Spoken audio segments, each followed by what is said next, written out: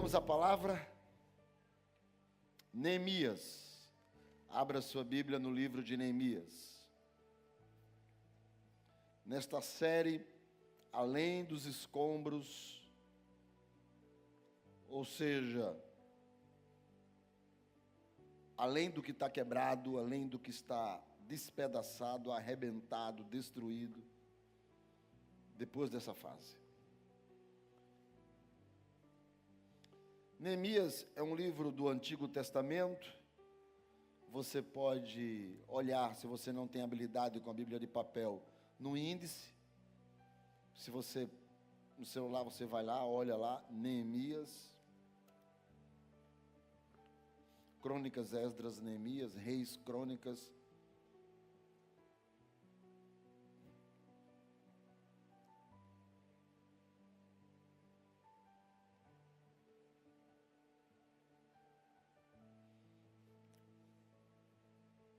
Diz assim a palavra do Senhor, do versículo 1 ao 5. As palavras de Neemias, filho de Acalias, no mês de Quisleu, no ano 20º, estando eu na cidadela de Suzã, veio Anani, um dos meus irmãos, com alguns de Judá. Então lhes perguntei pelos judeus que escaparam e que não foram levados para o exílio e acerca de Jerusalém. Disseram-me, os restantes que não foram levados para o exílio e se acham lá na província, estão em grande miséria, desprezo. Os muros de Jerusalém estão derribados e as suas portas queimadas.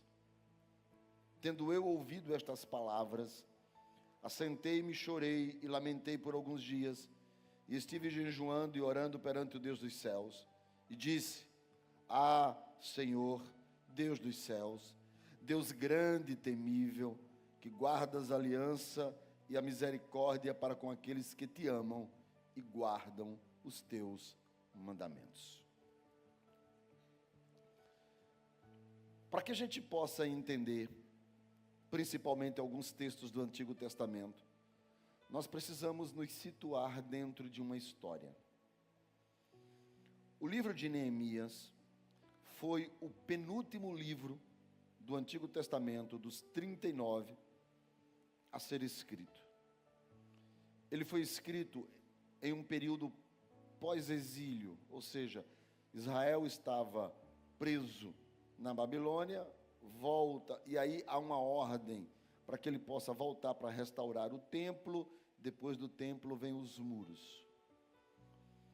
Esse livro conta a história do retorno do povo de Deus. Mas quando a gente lê alguns livros do Antigo Testamento, a gente tem, às vezes, um contato com aquilo que muitas vezes nós vemos em algumas igrejas. Não sou contra quem faz isso, nós não fazemos porque entendemos que não é correto. Mas alguns gostam muito de kippá, que é um chapeuzinho judeu, bandeira de Israel, estrela de Davi, que nem de Davi é, mas estrela de Davi. E muitas pessoas gostam de símbolos judaicos. A gente precisa entender que esses símbolos, eles pertencem a uma nação que tem gente que mora, que paga imposto, que tem exército, que faz guerra, que sofre e que também ataca e que mata gente. Isso não tem nada a ver com o cristianismo. Ou seja, nós precisamos entender que bandeira, minorá, arca de aliança, isso não tem a ver conosco. Isso é sombra de um ensino de Deus para nós. Por isso que quando a gente olha para o Antigo Testamento, a gente precisa entender aquilo que é o propósito de Deus. Porque toda a história bíblica, ela tem a ver com um propósito de Deus para nós. Quando Deus faz o homem, quando Deus faz Adão e Eva, Deus faz Adão e Eva e coloca eles no jardim. Nesse jardim que Deus os coloca, há um propósito que Deus estabelece lá para eles, mas eles pecam. E por isso eles são postos fora do jardim. Eles perdem o propósito pela qual Deus os criou. E aí, Adão e Eva fora do jardim, vêm os seus descendentes. Dos seus descendentes vem Noé, vem o dilúvio, vem a arca. Aí vem os descendentes de Noé, que saem da arca. E aí chega em Abraão. Deus escolhe Abraão. Por quê? Porque desde o começo, lá no jardim, o projeto de Deus era sobre vida eterna. Se o homem não comesse da árvore do bem e do mal, viveria eternamente. E viveria com o Senhor. Então, o propósito de Deus é vida eterna. O propósito de Deus é a felicidade plena, é o Macários, o bem-aventurado. O propósito de Deus é que esse homem, ele seja feliz. Que ele, que foi criado em imagem e semelhança do Altíssimo, ele tenha um propósito estabelecido por Deus de eternidade. Mas o homem perdeu isso. Então Deus quer restaurar isso, Deus quer trazer de volta isso. E para que Deus possa trazer de volta isso, Deus precisa ensinar ao homem algumas coisas. Ele precisa ensinar que o homem transgrediu, ele precisa ensinar que o homem pecou, ele precisa ensinar que o homem se afastou dele, ele precisa ensinar a esse homem que não tem como, por mais que Deus queira, o homem ir até Deus, porque há uma barreira, há um abismo que faz com que o homem não chegue até Deus, que é o pecado. Em cima disso, Deus então decide ensinar ao homem que há uma ponte, que a gente chama inclusive de religare. Há uma ponte, há um religare, que as pessoas transformaram em religião. Há um caminho, que é Cristo. Mas para que Deus possa ensinar isso, Deus precisa ensinar a partir do beabá, do começo, do jardim da infância. E é daí que Deus chama Abraão, porque agora Deus quer fazer uma nação, porque Ele quer se revelar.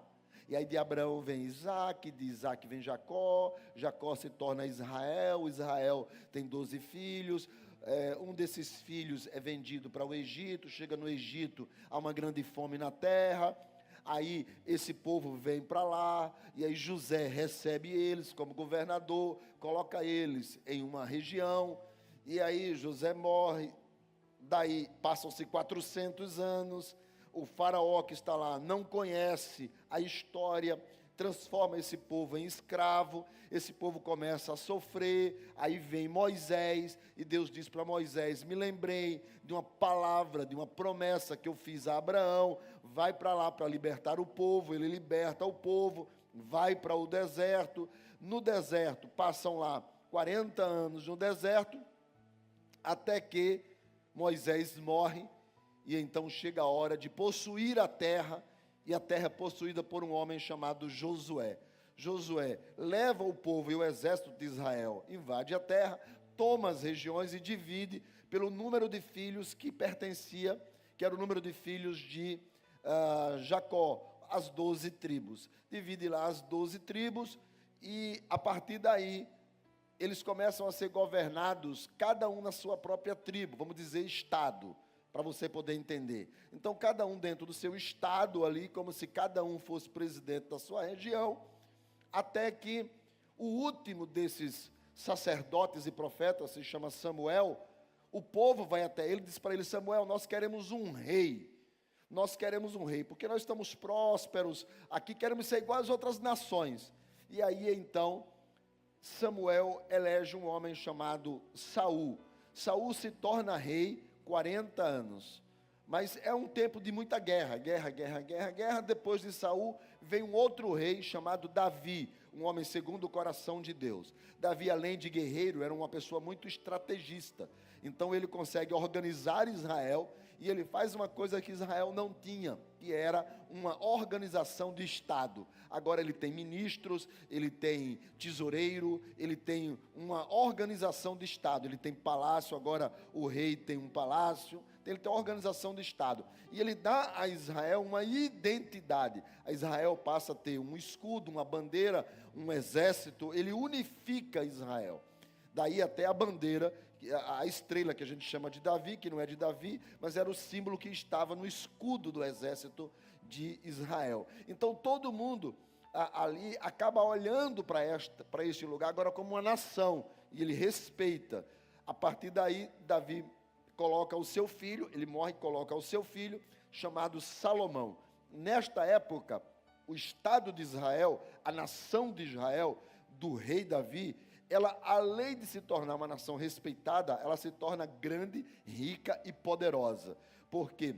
Porque Salomão, o filho de Davi, agora rei, um homem muito sábio, que escreveu Provérbios, ele vai construir algo magnífico, ele vai construir um templo, que era a ideia do seu pai Davi. E ele constrói um templo no cume de um monte, e o templo de Salomão, conhecido, ou o templo de Israel, ele era, na verdade, uma réplica do tabernáculo. Por quê? Porque no deserto, Deus usa Moisés para organizar a lei, organizar o culto, organizar a religião, dá a esta nação o entendimento do que é uma religião. E eles passam, então, a entender como é que Deus funciona, Deus único, Deus verdadeiro, e é lá no tabernáculo. Quando chega em Salomão, Salomão institucionaliza isso. Ele coloca os sacerdotes como funcionários do governo, ele estabelece um templo, ele faz com que esse templo ele é tão suntuoso, mas tão suntuoso, que hoje o equivalente do templo é o PIB de muitas nações do nosso mundo, tá? Então, hoje, o valor, se fosse calculado do templo, muitas nações não teriam condições de construir o templo que Salomão construiu. Para você ter ideia, o prego de uma porta, a Bíblia vai dizer que pesava 600 gramas de ouro, ouro puro, ouro maciço, o prego de uma porta. Eram bilhões ao preço de hoje. E ele fez esse templo suntuoso, todo revestido de ouro, com portas todas banhadas, uma coisa suntuosa. E esse templo tornou-se a marca de Israel, porque era um Deus único, diferente das outras nações, de um Deus que era adorado em um templo magnânimo, de um exército que Davi deixou poderosíssimo, de uma nação que tinha recursos no meio do deserto, de água, de plantação, de tudo isso, um povo que era diferente de todos os outros, e Salomão, então, foi o rei admirado por todo mundo. Só que no final da sua vida, ao fim dos seus 40 anos de governo, Salomão peca. Ele começa a adorar outros deuses. E há uma profecia de que por causa disso, o Reino Unido será dividido. E quando o filho de Salomão assume essa nação apoteótica, ele aumenta a taxação de imposto. Então o povo vem até ele e fala: diminui a carga tributária nossa, ninguém aguenta mais. Mas aí ele diz: não, eu vou ser mais duro que o meu pai.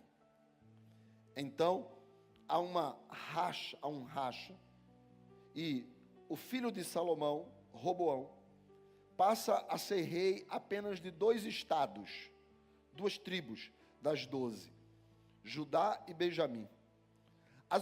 Os outros 10 estados, que eu estou chamando de estados, mas a Bíblia vai chamar de tribos, os outros 10 ficam com um soldado chamado Jeroboão. Jeroboão então cria e chama: nós somos 10, somos maiores do que os 2, nós somos Israel. E ele chama essa nação de Israel, que era formado por 10 estados. 2 estados se tornaram a nação de Judá. Só que na nação de Judá, era formado pelo estado de Judá e pelo estado de Benjamim. E essa nação de Judá, ela tinha o que a nação de Israel não tinha. Ela tinha o templo e ela tinha Jerusalém, porque Jerusalém e o templo ficava em Judá. Judá era a capital da nação. Os 2 reinos existiram separados. O reino do norte, chamado de Israel, com 10 tribos, durou 200 anos e teve 19 reis. E por que durou 200 anos?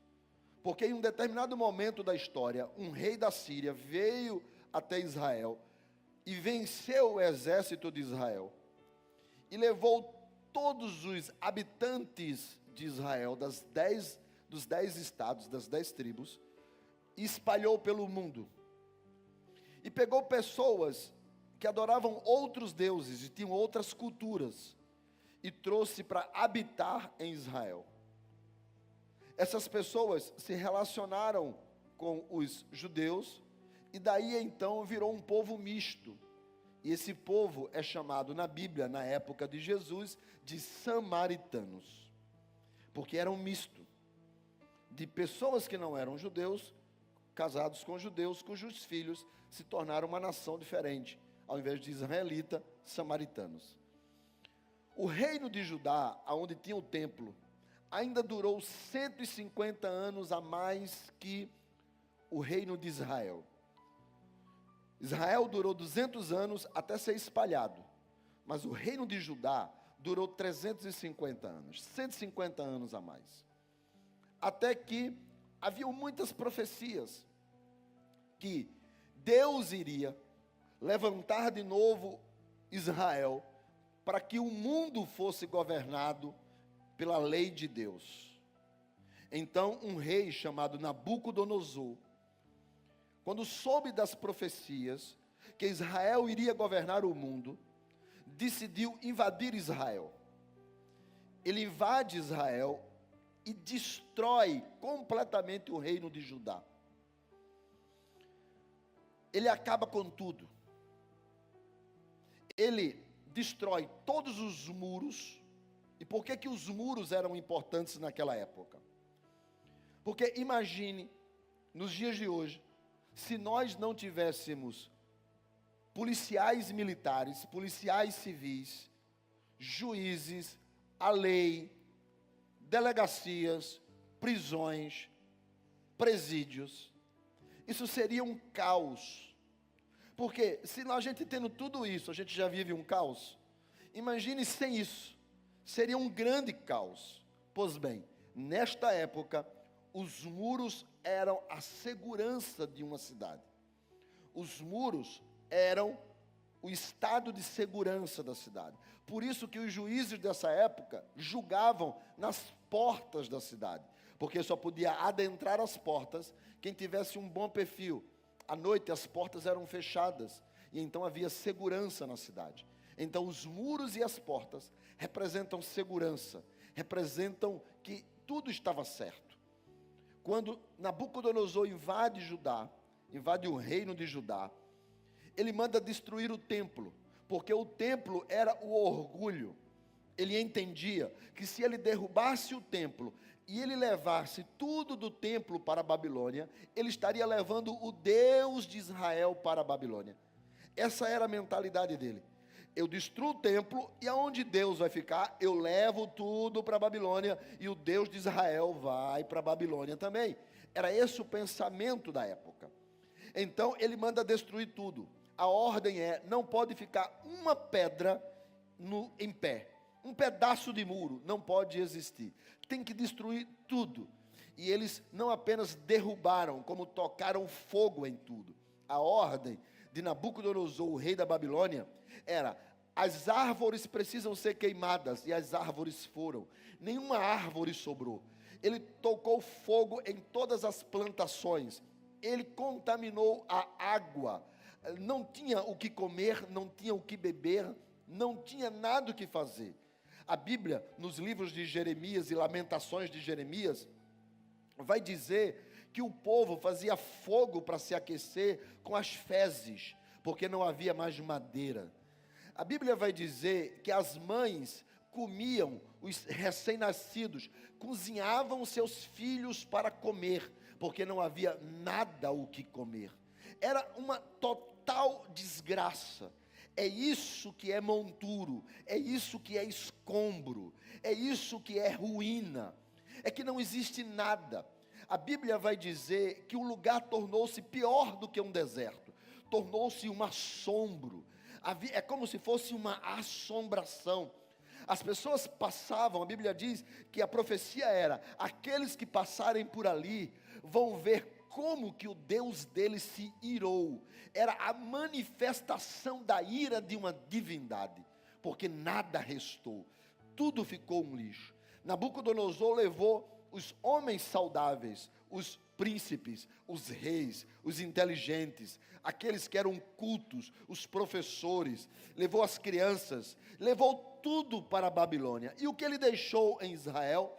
Ele deixou lá em Judá, em Israel, ele deixou os exilados.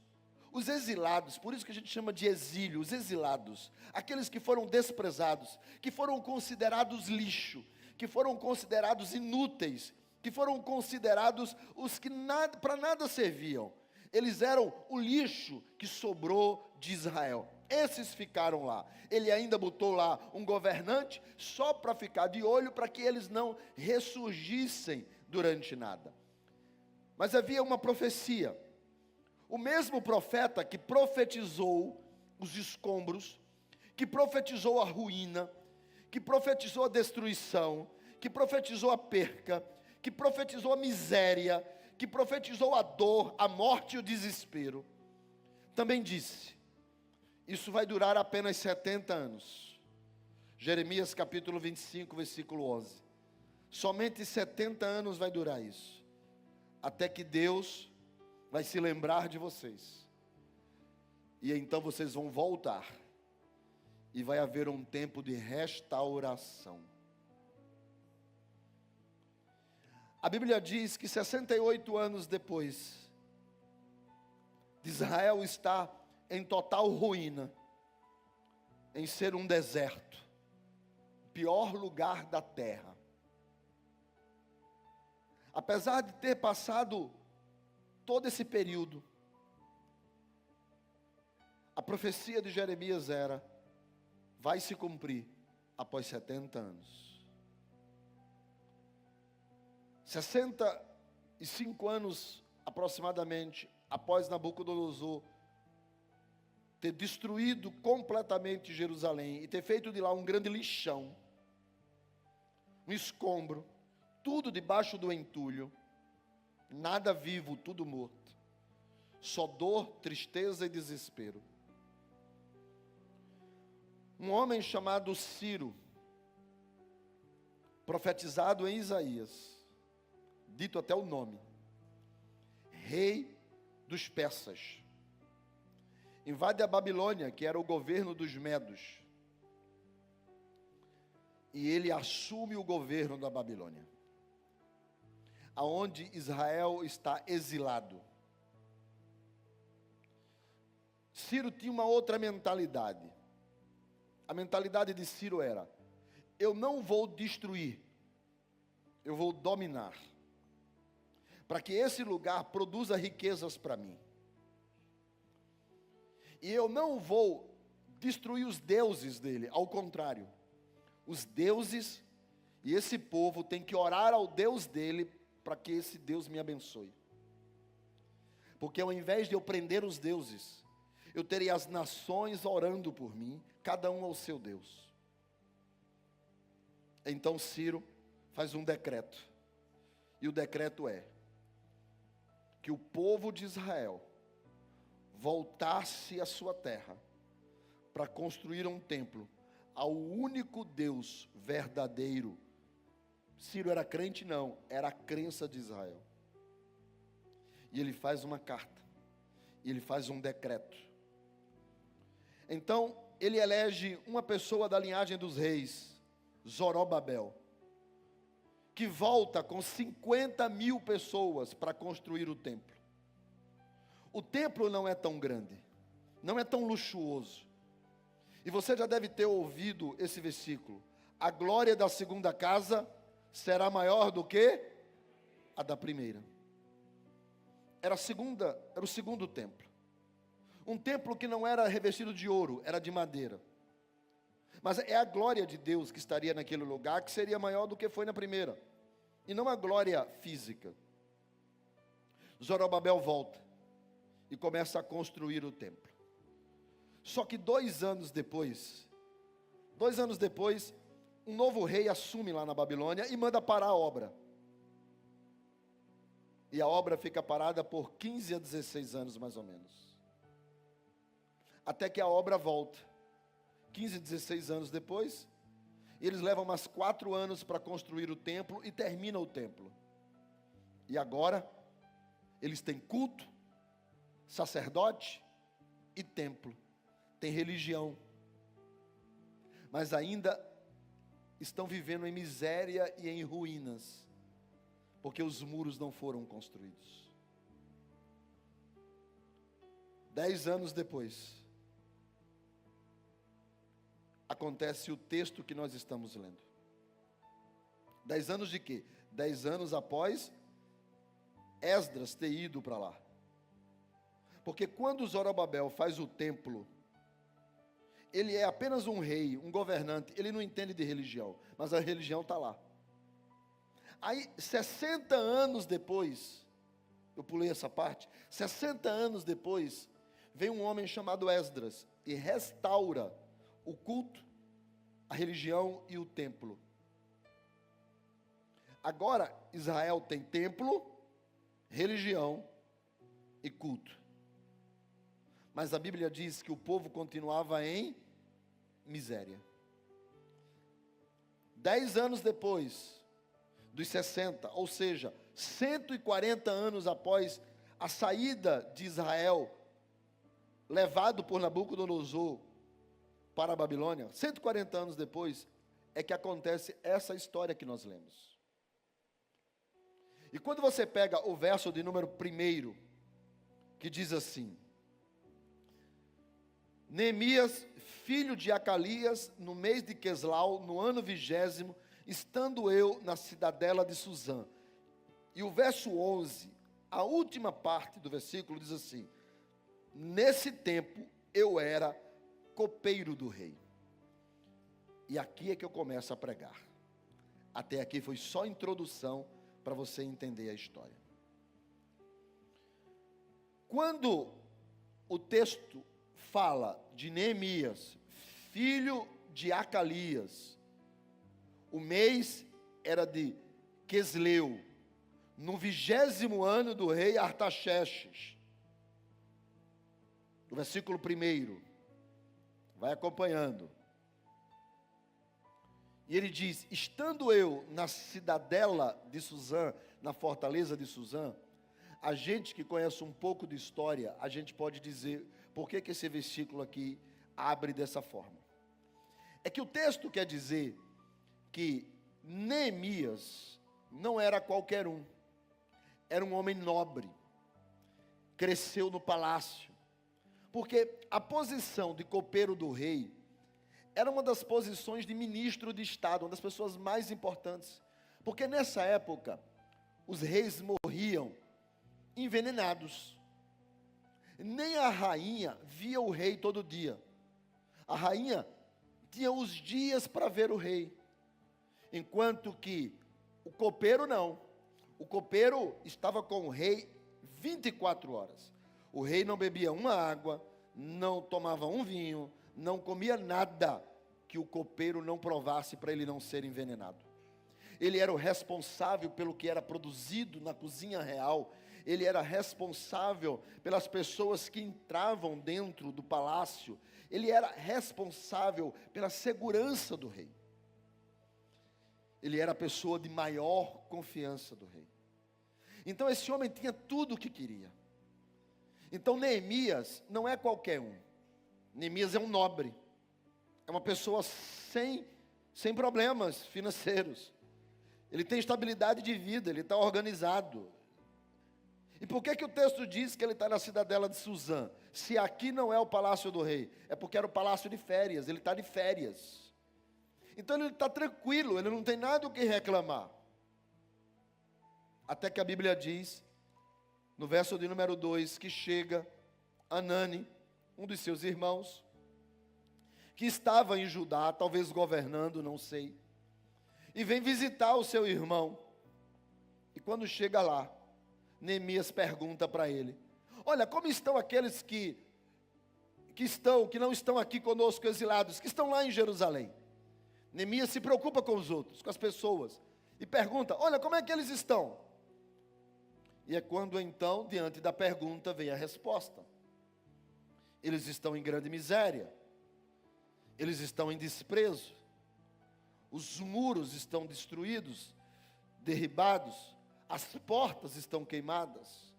Ou seja, eles estão em miséria, aflição, feridos, infelizes, cheios de dor.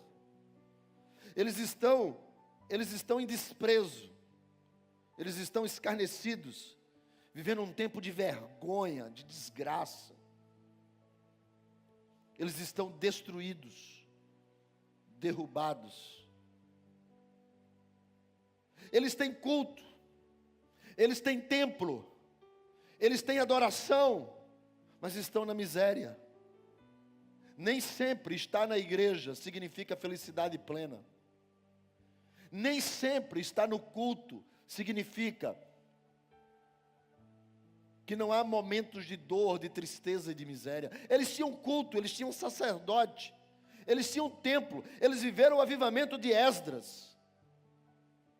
Mas estão vivendo um tempo de vergonha, porque nem sempre nós estamos vivendo de forma extraordinária, porque estamos num culto, porque somos crentes. E ele diz: olha, as portas estão queimadas, ou seja, lixo, sem valor, sem segurança, sem serventia. Então, estamos num culto, mas vivendo mal. Estamos na igreja, mas não estamos bem. Estamos vivendo sobre a orientação do sacerdote, mas estamos perdidos. Neemias, quando ouve aquilo, porque o texto diz: tendo eu ouvido essas palavras, versículo de número 4, tendo eu ouvido essas palavras. Neemias entende uma coisa, porque, deixa eu dizer uma coisa para você, todos nós que estamos aqui, todos nós que estamos aqui, nós podemos estar vivendo uma vida tranquila, mas temos conexões de quem está vivendo nos escombros. Se não é nós estamos conectados de alguma forma. Se não sou eu que estou vivendo diante de uma situação infeliz, quebrado, pode ter certeza de uma coisa, que alguém que eu tenho conexão está. Porque Neemias estava vivendo maravilhosamente bem, mas as pessoas pela qual ele se interessou estavam nos escombros, na miséria, despedaçados, arrebentados, tristes, sofrendo por alguma coisa, vivendo percas, sonhos frustrados. E quando Neemias ouve esta palavra, e ouve esta palavra do seu irmão, não é de um profeta, de um sonho, de um anjo, ele ouve do seu irmão, que ele comunica, que ele conecta a uma realidade. E o texto vai dizer que quando Neemias se conecta a essa realidade, e ele faz essa pergunta por interesse nas pessoas e não nas coisas, já mostra que ele é diferente. Porque ele poderia perguntar para Anani: camarada, o que é que tem lá para a gente investir? Mas a pergunta dele foi: como estão as pessoas que estão lá? Porque gente se interessa por gente.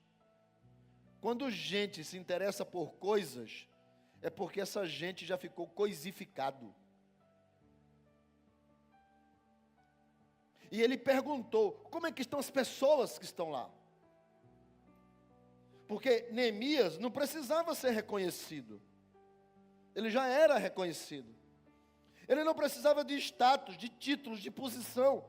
Ele já tinha. Ele não precisava de dinheiro e de recursos. Morava no palácio. Ele se preocupou, não é porque ele não tinha o que fazer. Ele era copeiro do rei. Mas lembre-se disso. todo mundo está conectado com alguém que precisa de ajuda. Todo mundo tem alguém no seu círculo que está vivendo nos escombros, e isso se não for você. E quando ele ouve aquilo, Neemias reage. Quando a resposta é: eles estão vivendo em uma miséria terrível. Eles estão vivendo sobre os escombros. Neemias entendeu quem ele era e que ele não poderia ficar parado, porque todos nós temos um propósito.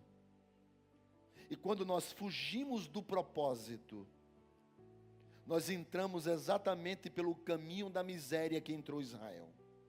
Porque quando Deus separou essa nação, não foi para que eles tivessem uma bandeira, foi para que eles cumprissem um propósito. O propósito de mostrar para o mundo quem Jeová era. Mas eles se acharam e fugiram do propósito. E quando eles estão fora do propósito, eles então mergulham na miséria. Deus tem um propósito para cada um de nós. E nós não podemos fugir desse propósito. Fugir do propósito nos leva para um caminho contrário à vontade de Deus. E quando Neemias ouve aquilo, que mesmo tendo templo, culto, sacerdote, mas eles não têm muros, eles não têm proteção. Os muros representam Deus, e eles estão perdidos nisso. Então, o texto vai dizer que Neemias diz assim: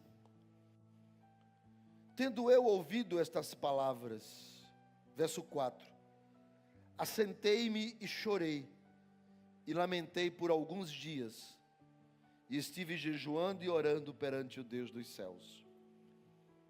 Neemias 1:4, assentei-me e chorei. Sabe, nós temos ouvido muitas mensagens, e eu tenho pregado aqui, sempre dito para vocês: vai em frente, siga em frente, Deus tem um propósito, não desanime, levante-se, haja, reaja. Mas às vezes existem momentos na nossa vida que nós precisamos parar. Eu já tive os meus momentos em que eu me assentei, em que eu desliguei, tirei o pé do acelerador. E eu olhei para meus filhos, e eu vi que eu corria mais atrás de coisas do que eu ter tempo com eles. Eu vi que eu estava muito mais interessado em construir uma grande igreja, do que eu sentar com meus filhos e vê-los como discípulos de Jesus. Às vezes nós estamos tão interessados em ter uma casa legal, mas esquecemos que podemos ter uma casa com paredes, com papel de parede belíssimos, com um sofá maravilhoso, mas às vezes a casa não é um lar, porque a gente não tem tempo de sentar na mesa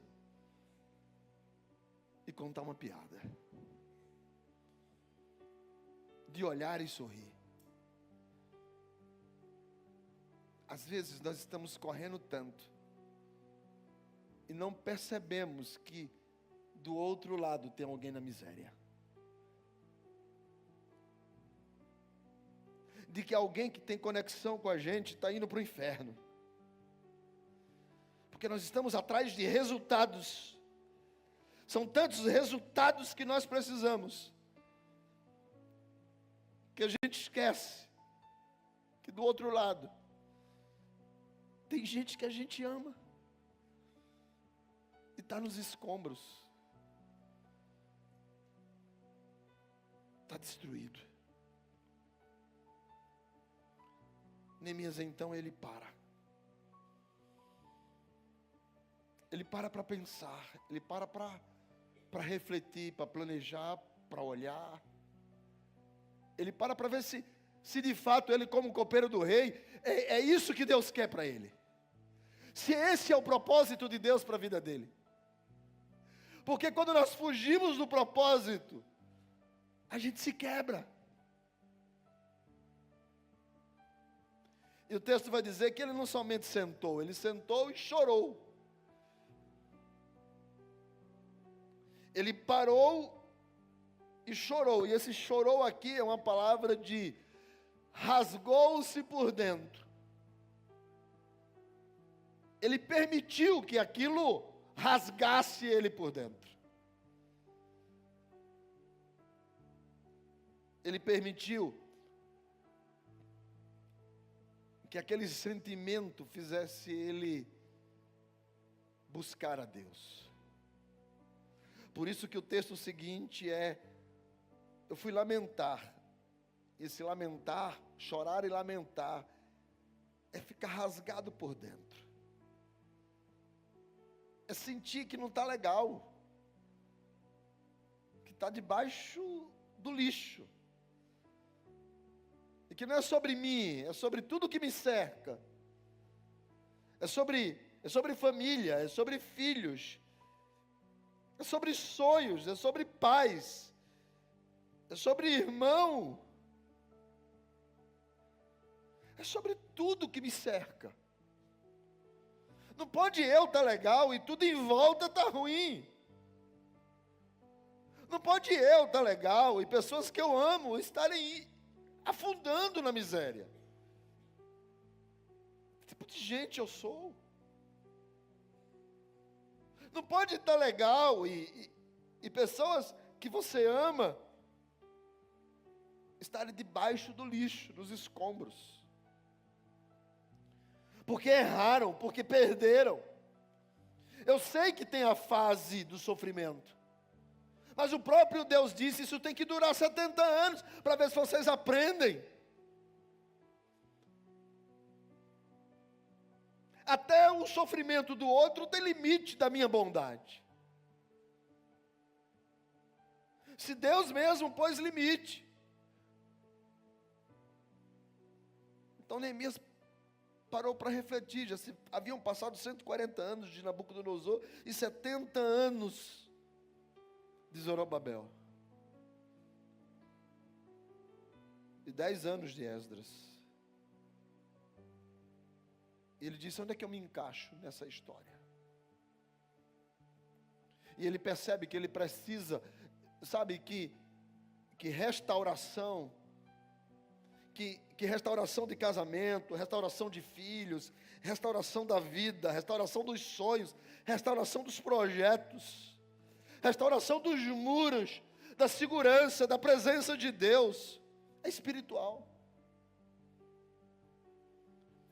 E para ele não viver lutando contra o diabo, o texto diz, eu fui jejuar e orar, diante do Deus dos céus. Porque, para olhar, além dos entulhos, eu preciso de ter olhos espirituais. Além dos escombros, eu preciso ter olhos de onde Deus quer me levar. Porque não é sobre eu decidir, porque eu posso decidir errado. É sobre o que Deus deseja, o que Deus quer, o que Deus planeja. Qual é o plano de Deus para mim? Para que eu possa ajudar o outro. Então ele vai orar diante de Deus. E aqui está a chave dos 11 versículos, porque do versículo 5 até o versículo 11 é uma oração. Nessa oração, ele vai falar sobre se converter, ele vai falar sobre Deus ajudar ele vai falar sobre Deus instruir ele vai falar sobre o tempo que eles pecaram, ele vai falar sobre o perdão desse tempo. É uma oração do verso 5 ao verso 11. Mas a chave da oração está na abertura da oração. E essa oração está aqui, porque naquela época Naquela época, as orações que eram feitas, elas eram feitas e eram escritas. Pastor, como é que no livro de Neemias tem um monte de oração, se quando Esdras escreveu, Neemias não estava ali para contar? É porque nesta época, as orações eram escritas. E Neemias escreveu essa oração. Escreveu para deixar registrado. Porque eles acreditavam nessa época que as orações escritas, elas não saíam da presença de Deus. É como se eles tivessem registrado e Deus todo dia desse uma olhadinha. Então ele escreve essa oração, que mais tarde Esdras vai colocar no livro. Que no livro, na Bíblia judaica, seria primeiro e segundo Esdras. E somente nós, na formulação, que colocamos o livro de Neemias e tiramos o segundo Esdras. E ele começa assim. Coloca o versículo na tela. Neemias capítulo 1, versículo 5, ele diz: E disse: Ah, Senhor, Deus dos céus, Deus grande e temível, que guardas a aliança e a misericórdia para com aqueles que te amam e guardam os teus mandamentos. Neemias, ele começa a oração sabendo quem Deus é. E ele começa: Deus dos céus, Deus grande, Deus temível, Deus extraordinário, Deus de Meode, Deus único, Deus de milagres, Deus do sobrenatural, Deus que não há outro Deus, o Deus que faz, o Deus que sempre fará, Deus grande. Mas a chave do versículo está aqui: guardas a aliança. Repita comigo, diga: guardas a aliança. Diga de novo: o Deus que guarda a aliança.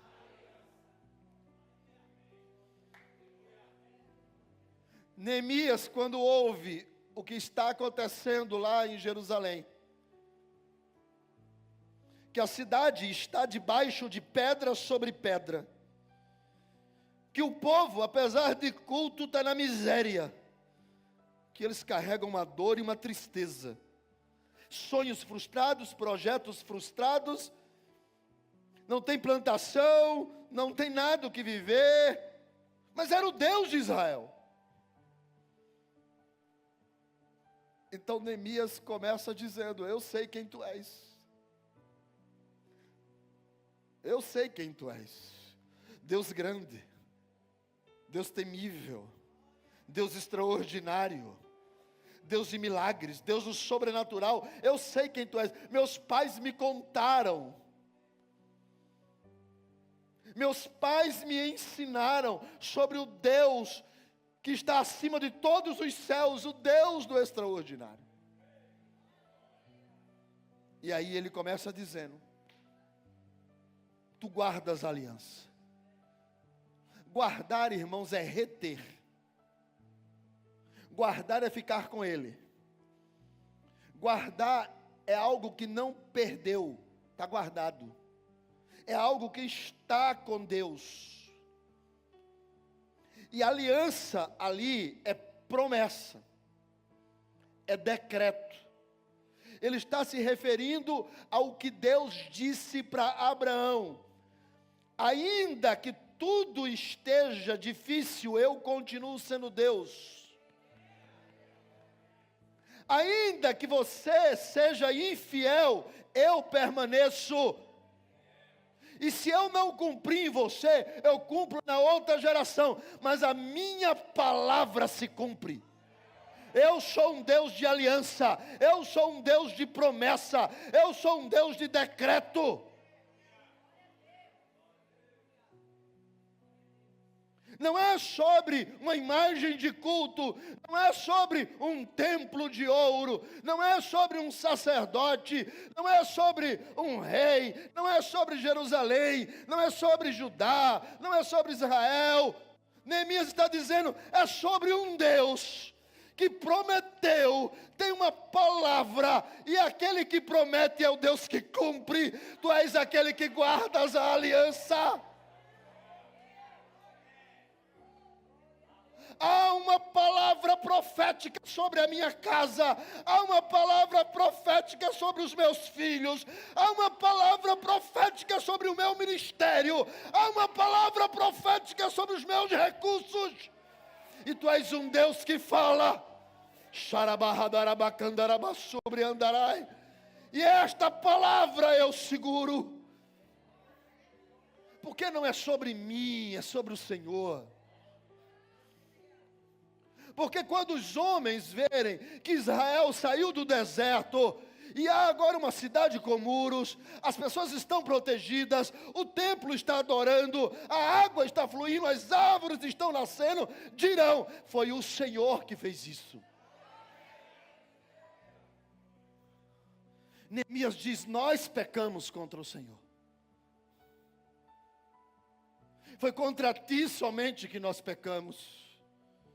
A tua palavra diz que se nós pecássemos, o Senhor nos espalharia sobre a terra. E foi isso que aconteceu. Mas a mesma palavra diz que se nós nos arrependêssemos, o Senhor nos traria de volta e abençoaria a nossa casa. E por isso eu estou arrependido. Eu te peço perdão, para que eu possa invocar a tua graça, o teu amor, porque tu és o Deus, e aí, aqui também entra, guardas a misericórdia. Tu és aquele que contigo está o perdão, a misericórdia. Misericórdia, o latim, que está do lado de fora e que Deus sente dentro do seu coração. A miséria do outro sentida por Deus. Ele é o Deus da misericórdia, o Deus que sente a dor do outro. Então ele está dizendo, o Senhor sente a minha dor, e o Senhor sabe que apesar de mim, apesar de quem eu sou, apesar de quem eu faço, apesar do que eu digo, apesar do que nós fizemos, tu és o Deus que guarda a promessa. Há uma promessa sobre mim, há uma promessa sobre esta nação, há uma promessa sobre esta casa.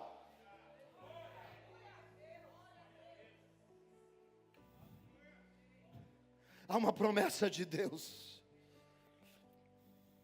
Às vezes as coisas estão debaixo dos escombros. Às vezes as coisas estão mal, às vezes as coisas estão ruins. Mas Neemias sabia que ele podia olhar muito além do lixo, muito além dos escombros, muito além do que deu errado, muito além do que foi destruído. Por que, Neemias? Porque há uma promessa de Deus. Há uma promessa de Deus. Não foi o homem que morre que disse. Não é o papel que se queima. Não é o pastor que se troca. É uma promessa de Deus. Escute, eu vou ser pastor na sua vida hoje. Pastor e profeta.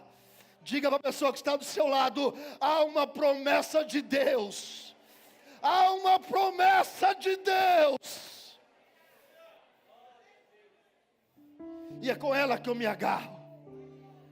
Xarai, rebecanda, rabassura. Pode estar dando tudo errado.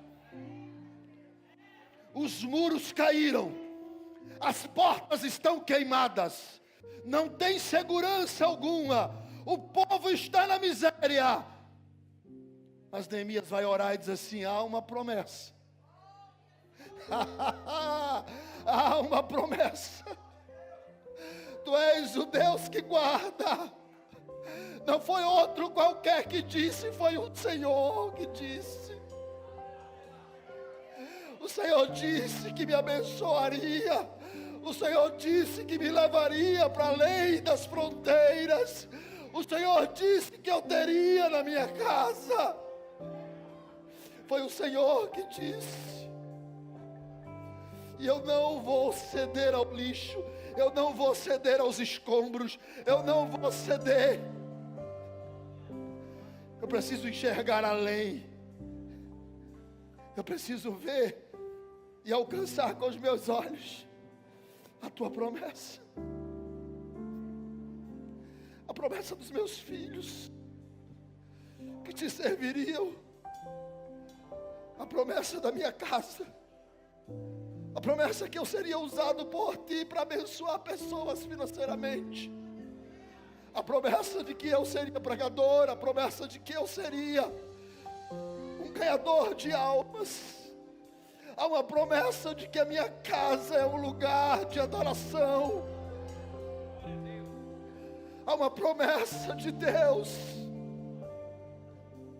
E eu me agarro nessa promessa. E não nas palavras de Anani. E não na realidade dos muros. Oh, Deus grande e temível, Deus de Meode, do extraordinário, que guardas a promessa. Ela está contigo. E é nela que eu creio. Se você crê que há uma promessa de Deus sobre a sua casa, sobre a sua vida, fique de pé adorando, glorificando e dizendo: há uma promessa de Deus para minha casa, há uma promessa de Deus para minha vida. Eu já